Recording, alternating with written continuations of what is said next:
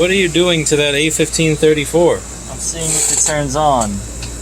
The only way it knows how. By burning.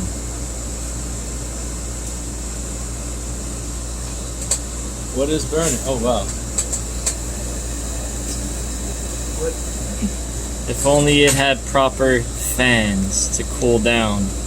This is what happens when you don't put fans in your computer.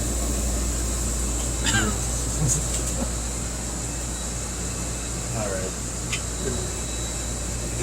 What do you think of the A1534 MacBook, Anel? Piece of junk. What makes it a piece of junk? Everything. Tell us everything. It's not insulated well. If I want to solder one thing, the other side of the board starts melting off. There's no fans. Every time I plug it in, I get no image. Do you think the high abundance of dead CPUs that we receive and the fact that this is the first MacBook to have no fan have anything to do with one another? No, it's just strictly coincidental. Purely coincidence. Yeah. And Jeffrey Epstein was a suicide.